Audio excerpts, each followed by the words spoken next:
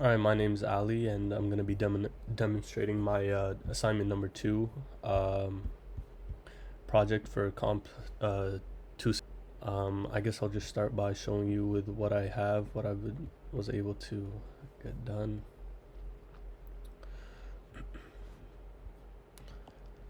So as you can see, you could toggle the destination and start as well. You could switch things, empty cells to walls, and you could switch, of course, walls back to empty cells. And when solve is clicked, a path will come up. However, this is like one of the weaknesses I had. Two weaknesses I had for this assignment was, number one, creating a more direct path. No matter how many times you run the program, it'll generate a path linking start to destination. So at the end of the day, it is generating a path. However, it's not like a direct one. Even in the example that was given up here, it's clearly more direct. Yeah, so I guess I'll just go through now from each of the requirements and show you how I met that. All right, so it should consist of buttons, at least 10. Try to make them look square, blah blah blah. Yeah, so basically this is where I have right here the number of rows and number of columns. And then on over here is where I have this is where I create the buttons using a table rows, and yeah, that's how I organize them. Over here, these are just some things that will help organize it's just things that relate to height and width. Width here, it's a lot of just simple code that just kind of takes up a lot of lines. That next here, I'm just setting the initial start and initial destination. I'm just making sure they have the right color and right background right background color and right text.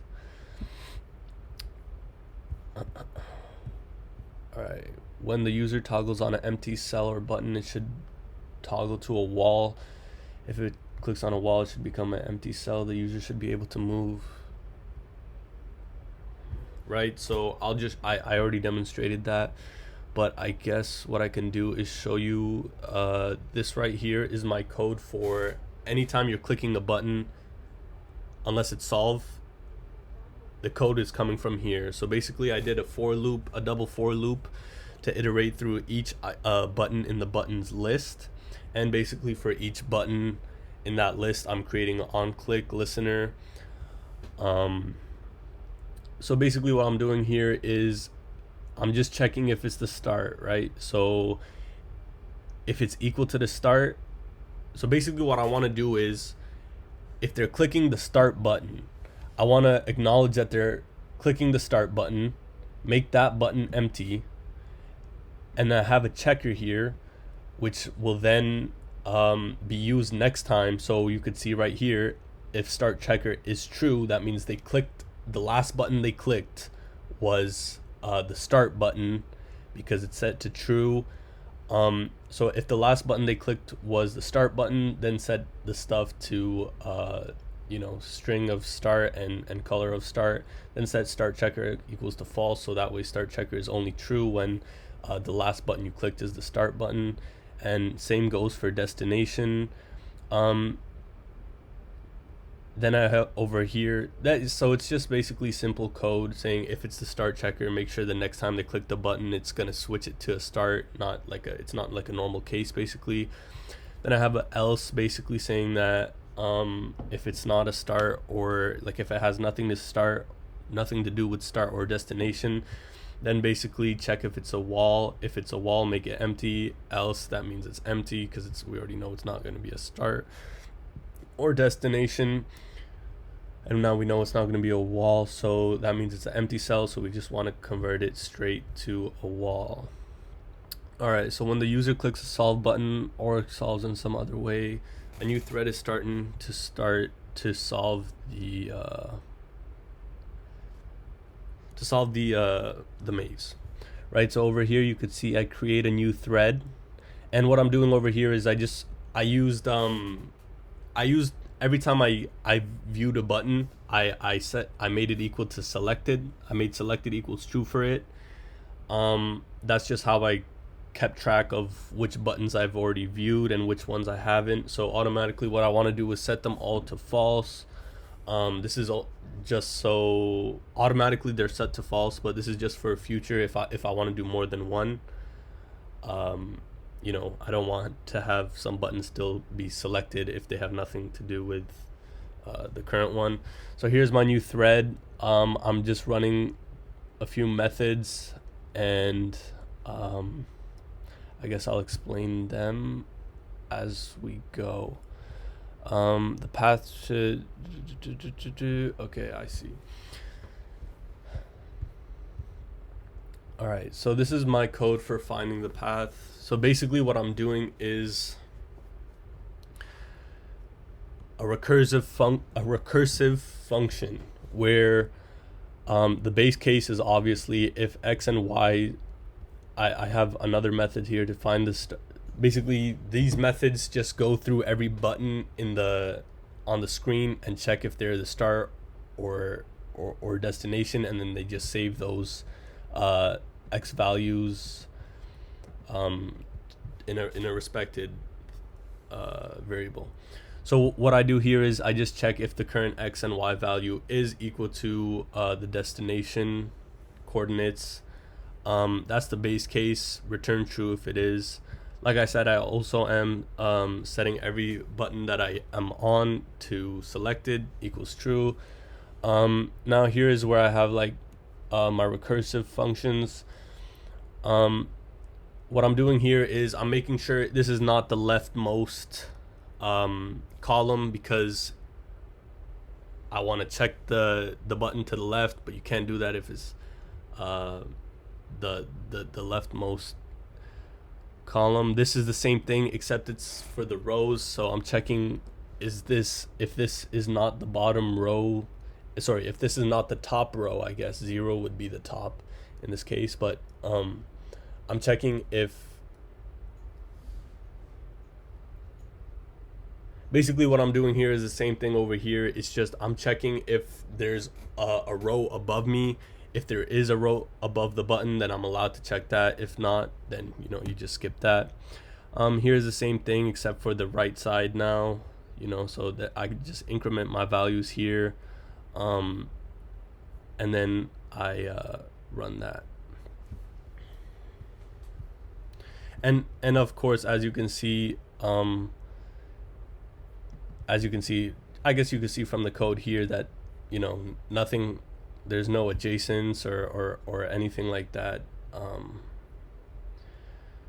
Yeah, it's only top, left, right, and bottom basically.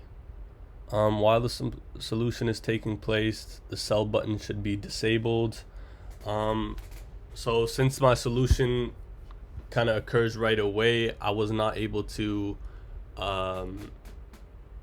change the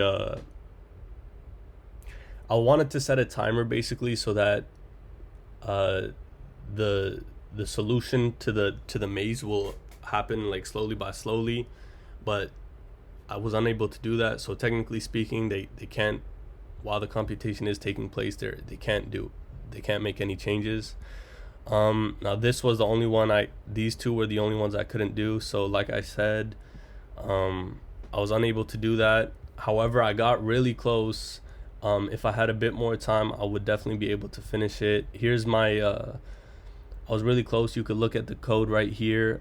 Basically what I'm doing here is I wanted to go through every button on the screen, and if that button were to be selected as I said, then I would set that equal to I would change its color to a certain thing, unless of course it was the start or destination button.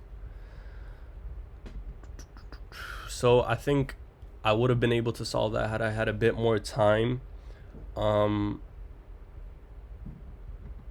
Yeah, so I mean, I did get it to delay originally, so the first time you run it, the solution will take 2 seconds to pop up, but the solution itself won't come slowly by slowly. It has to be, the solver should employ a strategy that guarantees to make yeah, exactly. This is this just shows that I used my recursive function. The user can't make rotations. We had 2 ways of allowing it, right? Just by locking rotation or by handling the events. So what I did was I believe it's right here. This was a line of code that took care of that. And then lastly, of course, to change the number of cells, this is not that hard at all, because I'm using global variables